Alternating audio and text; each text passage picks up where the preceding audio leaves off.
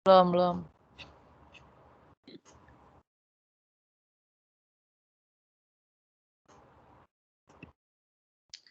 Selamat pagi, selamat siang, selamat malam semuanya. Terima kasih atas waktunya. Terima kasih kepada dosen kami, Bapak William Jong, selaku dosen keuangan korporat.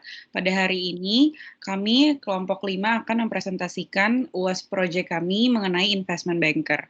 Dalam kelompok kami terdapat Muhammad Gifari, Muhammad Ramadan Wijono, Muhammad Zarfan Muntas, Nadia Paramita, Rahmat Askia, Richa Sofia, Wija Malaika, Firamanda, dan Zela Fahira. Untuk itu, mari kita lanjut masuk ke slide pertama. Next. Pengertian mengenai apa itu investment banker sering muncul dalam dunia investasi. Namun, apa sajakah peran penting yang mereka miliki? Kita akan membahas latar belakang terlebih dahulu. Bank mempunyai peranan yang penting, sangat penting dalam penghimpunan dana yang ada di masyarakat. Keterkaitan yang besar ini berdasarkan kerja sama antara perbankan dengan pemerintah untuk dapat menjaga tingkat inflasi serta meningkatkan kesejahteraan ekonomi masyarakat Indonesia. Pendanaan adalah salah satu hal yang sangat penting untuk keberlangsungan perusahaan. Hal tersebut dipegang oleh beberapa pihak seperti pemegang saham, kreditur, ataupun manajemen yang terlibat di dalamnya. Kebijakan operasional dalam perusahaan pun sangat dipengaruhi dan bergantung dengan pendanaan. Maka itu, ketika ada suatu perusahaan ingin mendapatkan tambahan uang untuk menjualan saham, maka ia membutuhkan seorang investment banker. Next.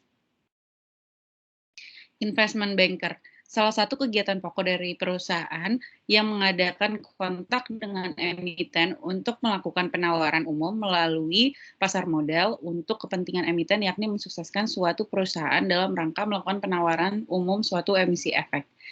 Investment banker ini juga merupakan kegiatan penting untuk mensukseskan suatu perusahaan.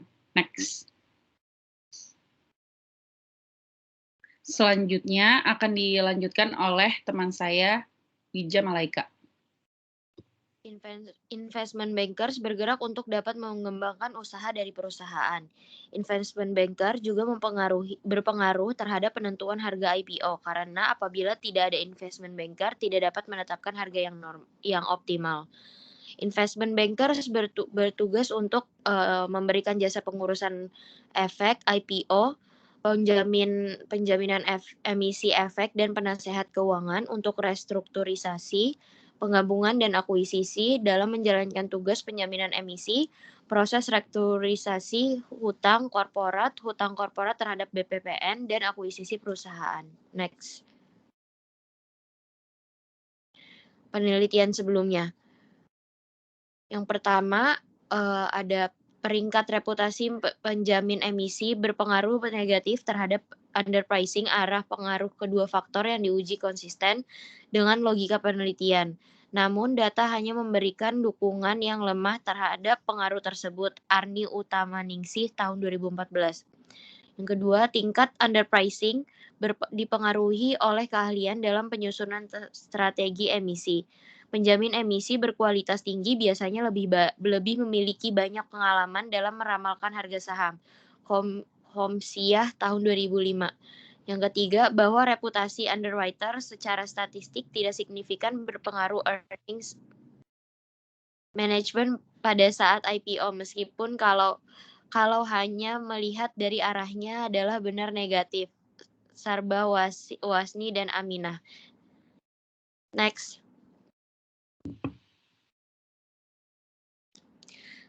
Selanjutnya, metode-metode untuk IPO dibagi menjadi dua. Yang pertama, fixed price. Fixed price IPO berarti harga tetap. Harga sudah ditetapkan dan tidak berubah, namun harga akhir biasanya tidak diketahui sampai penawaran. Hal ini dikarenakan perusahaan mempertimbangkan berbagai faktor dalam penetapan harga seperti kondisi pasar dan permintaan investor. Yang kedua ada book building. Metode book building ini menggunakan kisaran harga terendah dan tertinggi masing-masing disebut harga dasar dan harga pasar.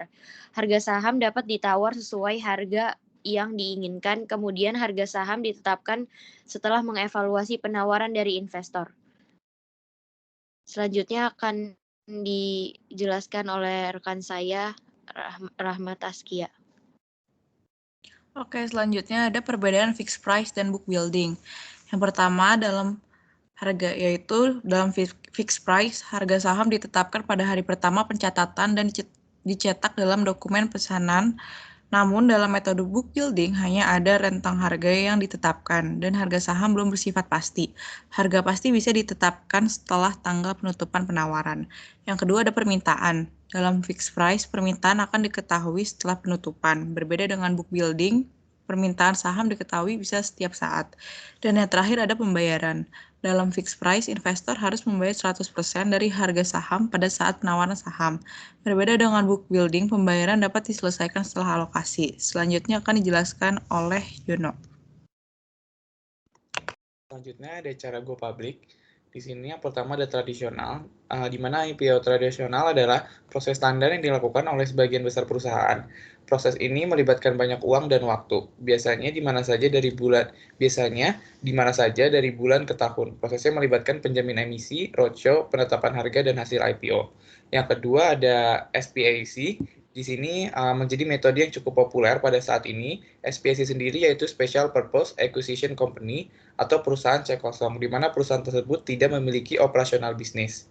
Sebaliknya, perusahaan go public melalui proses IPO tradisional untuk mengumpulkan dana. Karena tidak ada operasi untuk dilaporkan proses IPO untuk SPIC jauh lebih cepat daripada IPO perusahaan standar. Yang ketiga, ada direct listing. Ini berbeda, tidak seperti IPO tradisional. Proses direct listing ini tidak ada penjamin emisi. Direct listing dikenal lebih murah dan lebih cepat. Dalam metode ini, saham karyawan dan investor yang ada dicatat langsung di bursa. Selanjutnya ada reverse merger. Pada proses reverse merger, perusahaan swasta akan bersatu dengan perusahaan cangkang atau perusahaan publik yang tidak aktif. Selanjutnya ada spin-off. Spin-off sendiri ketika sebuah perusahaan mengambil sebagian dari operasinya dan memecahnya menjadi entitas yang terpisah. Dalam spin-off, saham perusahaan baru dibagikan bebas pajak kepada pemegang saham perusahaan induk. Selanjutnya ada Dutch auction. Dalam IPO ini, perusahaan menentukan jumlah saham dan harga dan penawaran minimum. Penawar kemudian mengatakan berapa banyak yang ingin mereka beli dan berapa harganya. Saat penawaran ditutup, perusahaan membagikan saham dengan penawaran tertinggi. Selanjutnya akan dijelaskan oleh rekan saya, Vira Amanda. Silakan. Selanjutnya adalah profil perusahaan. PT Widodo Makmur Unggas merupakan perusahaan manufaktur yang berfokus pada bidang customer goods untuk komoditas pertanian dan beralokasi di Jakarta Timur. Pada tanggal 25 Januari 2021, PT Widodo Makmur Unggas secara resmi dilakukan IPO atau Initial Public Offering. PT Widodo Makmur Unggas adalah dalam melakukan kegiatan IPO-nya dibantu oleh PT Bank BRI Dana Reksa sebagai pelaksana emisi efek. Next. PT Widodo Makmur Unggas Tbk melakukan IPO sebanyak 1 triliun saham biasa atas nama yang bernilai nominal 50 perak setiap saham.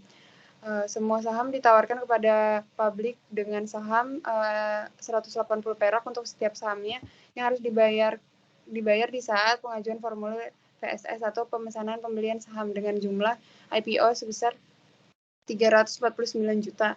Semua saham yang ditawarkan untuk IPO semuanya adalah saham baru yang dikeluarkan oleh Protepel, lalu pemiliknya akan diberikan hak yang sederajat dan sama dengan saham-saham lainnya dari perusahaan yang telah ditempatkan sebelumnya.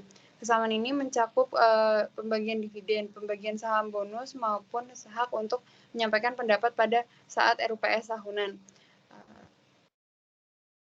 PT Widodo Makmur Unggas juga menawarkan program ESA atau Employee Stock Allocation, di mana pemberian saham kepada karyawan-karyawannya sesuai dengan syarat tertentu sebesar 7,5% sejumlah 145 juta lembar saham dari total saham yang ditawarkan pada saat IPO. Selanjutnya akan dilanjutkan dengan teman saya, Zela. Baik, untuk alokasi dana setelah IPO, yang pertama 74,3% akan digunakan perusahaan untuk mengembangkan dan menambah fasilitas produksi. Rinciannya itu adalah yang pertama ada 17,8% untuk membangun sarana peternakan PS Farm bertempat di Desa Kalitekuk, Provinsi Daerah Istimewa Yogyakarta, lalu 6,9% untuk membangun sarana komersial farm bertempat di Desa Sawit, Kabupaten Klaten, Provinsi Jawa Tengah, lalu 5,7% untuk hatchery bertempat di Desa Bantar Gadung, Provinsi Jawa Barat, lalu 20,6% untuk membangun broiler komersial farm bertempat di Dusun Wonoharjo, Provinsi Jawa Tengah, lalu 11,0% untuk membangun sarana slaughterhouse bertempat di Desa Matengsari, Provinsi Jawa Barat, dan 2,3% untuk membangun sarana feed mill bertempat di Desa Sidolaju, Provinsi Jawa Timur, dan terakhir 25,7% digunakan perusahaan untuk modal kerja perusahaan serta membeli bahan baku untuk feed mill, ayam broiler, peruntukan slaughterhouse. Next. Untuk metode IPO yang digunakan adalah metode book building. Metode book building ini menggunakan kisaran harga terendah dan tertinggi masing-masing disebut harga dasar dan harga batas. Harga saham dapat ditawar sesuai harga yang diinginkan, kemudian harga saham ditetapkan setelah mengevaluasi penawaran dari investor. Book building merupakan penawaran awal dengan mempublikasikan prospektur baik secara langsung maupun tidak langsung. Book building juga akan menciptakan perkiraan harga penawaran pada saham. Selanjutnya dilanjutkan oleh Zarfan. Terima kasih. Selanjutnya ada pernyataan utang. Yang pertama ada PT Asuransi Jasa Indonesia. Perusahaan menerima dana pembelian mesin dan peralatan dari PT BNI dan PT Mandiri dijamin oleh PT Asuransi Jaya Indonesia dengan jumlah pinjaman maksimal 150,2 miliar. Lalu yang kedua ada PT Perusahaan Pengelola Aset. Perusahaan ini menyetujui pembelian surat utang untuk mengembangkan peternakan ayam terintegrasi dengan fasilitas maksimum sebesar 115,5 miliar. Lalu yang ketiga, PT Asuransi Kredit Indonesia. Peminjaman digunakan untuk pembelian hewan ternak, bahan pakan, dan mesin penunjang produksi. Maksimal pinjamannya sebesar 250 miliar. Next. Lalu yang keempat ada PT Dana Reksa Finance. Peminjaman ditujukan untuk membangun pabrik pakan atau pabrik pakan ayam dengan nilai pemasangan maksimal 65 miliar. Dan yang terakhir ada PT Dana Reksa. Peminjaman instalasi digunakan untuk membiayai pembelian peralatan komersial, tetapi tidak terbatas pada kandang unggas, peralatan pemeliharaan, penetasan, insulasi ruang telur, dan teknik mesin dengan instalasi hingga maksimum 100 miliar. Selanjutnya akan dilanjutkan oleh rekan saya, Rahmat Taskia. Selanjutnya ada pernyataan utang sewa. Yang pertama dari PT Pandanaran Arta Perkasa. Ini untuk melakukan perjanjian atas bangunan RPA dengan harga sewa sekitar 11 miliar rupiah. Yang kedua ada PT Mandiri Tunas Finance, yang dimana pembiayaan ini untuk unit fully automatic chicken processing plant 8.000 BPH dengan pinjaman sebesar kisaran 33 miliar rupiah.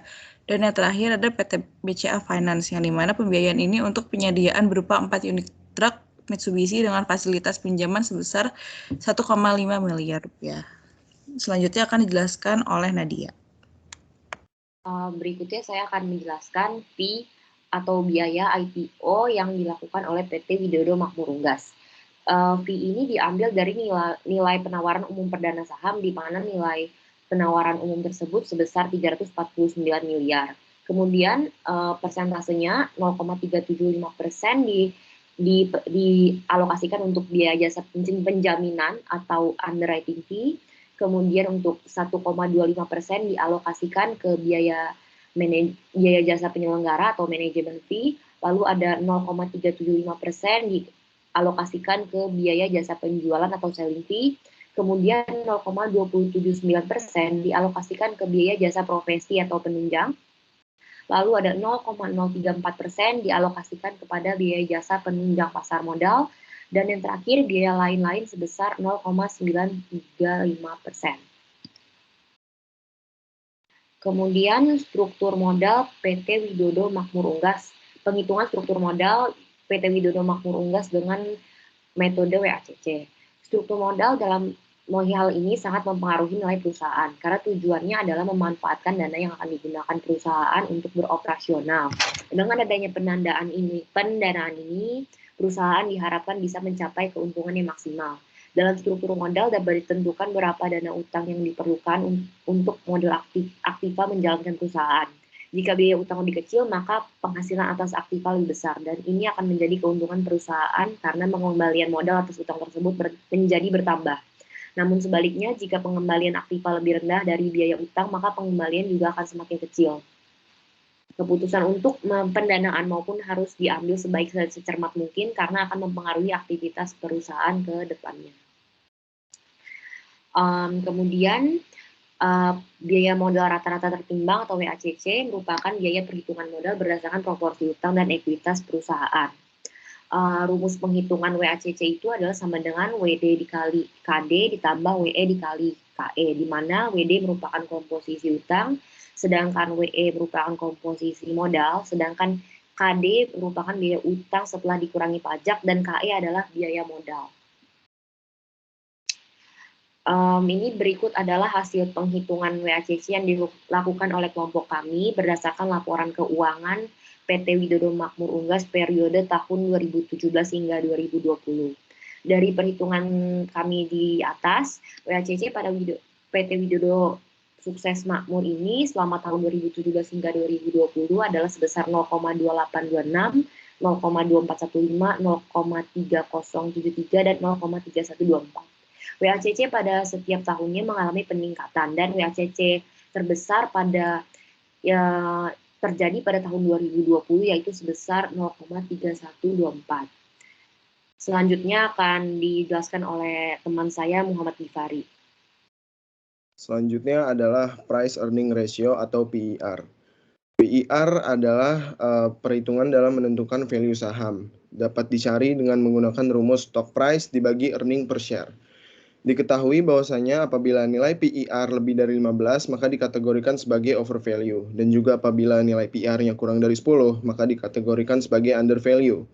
Dan kita melihat ke dalam tabel perhitungannya, yaitu di mana stock price-nya 155 dibagi dengan price per share-nya 11 mendapatkan hasil value sebesar 14,09 sekian, dan dibulatkan ke bawah menjadi 14,00. Dalam hal ini, apabila value yang diperoleh nilainya berada di antara 10 sampai dengan 15, maka dikategorikan sebagai nilai yang fair value atau nilainya wajar. Berkaitan dengan data perhitungan di atas, dapat disimpulkan PT Widodo Sukses Makmur nilainya itu wajar dan dalam batasan normal. Next. Pada tahun 2021, kinerja saham PT Widodo Sukses Makmur tercerminkan sangat bagus akibat dampak dari IPO sebesar 1,5 triliun rupiah. Namun, akibat dampak pandemi COVID-19, aktivitas pergerakan saham fluktuatif sehingga sampai dengan pada saat ini saham PT Widodo Sukses Makmur berada di titik stabil yang cenderung bergerak ke bawah, atau dalam artian jika kita melihat ke kurva dalam perhitungan sahamnya, itu tercermin di titik 155 daripada return awalnya yang lebih dari 200 dalam satuan saham. Oleh karena itu, dalam pengembangan saham berjangka ke depannya, PT Widodo Sukses Makmur akan meningkatkan turnover inventory di titik-titik penyimpanan stok yang sudah ada. Perseroan juga memastikan bisa menjangkau dan memenuhi kebutuhan rumah tangga dengan sebaik-baiknya. Next. Kesimpulannya adalah kebijakan pendanaan atau financing policy merupakan pemilihan keputusan yang termasuk menguntungkan dalam penentuan kebutuhan dana perusahaan. Kebijakan pendanaan ini memiliki dua hal yang dalam penentuan jenis sumbernya, yaitu sumber dana dan penentuan jumlah dana yang diperoleh dari sumber yang bersangkutan. Dengan adanya financing policy ini, IPO merupakan salah satu kunci utama dalam pendanaan yang dimana setelah IPO, diharapkan perusahaan akan mendapatkan rangsangan dana segar dari pihak eksternal dan menjadi perusahaan yang go public. Dalam pembahasan ini, PT Widodo Makmur Unggas Tbk melakukan IPO sebanyak Rp1.941.176.500 atas nama yang bernominal 50 setiap saham. Pendanaan yang didapat dari penawaran perdana akan dialokasikan perusahaan untuk membentuk integrasi dari pabrik pakan sampai dengan pemotongan ayam. Metode IPO yang digunakan oleh perusahaan ini adalah metode book building. Dengan adanya pendanaan ini, perusahaan diharapkan bisa mencapai keuntungan yang maksimal dengan efisiensi yang pasti. Next. Saran dari kelompok kami untuk PT Widodo Sukses Makmur adalah dalam hal pengembangan perusahaan, PT Widodo Sukses Makmur harus dapat menyeimbangkan jumlah sahamnya yang beredar. Dikatakan demikian agar nantinya performa daripada perusahaan tersebut tetap berada pada nilai wajar atau fair value dan tidak terjun ke dalam jurang under value ataupun over value. Selain itu, dilihat dari berkembangnya tren pasar, sebaiknya perusahaan dapat memaksimalkan kinerja dan market positioning yang lebih efisien, mengingat masih terjadinya pandemi COVID-19. Dan apabila dikatakan pandemi sudah mencapai titik akhirnya, maka setelah perusahaan melakukan efisiensi market, akan terasa dampak progresifnya pada saat perusahaan melakukan ekspansi pasar, dan agresivitas perusahaan pun akan meningkat naik beserta dengan tren daripada valuasi sahamnya yang sehat dan bersaing. Baiklah, sekian presentasi dari kelompok kami. Kurang lebihnya mohon maaf, dan sampai bertemu di kesempatan lainnya. Terima kasih.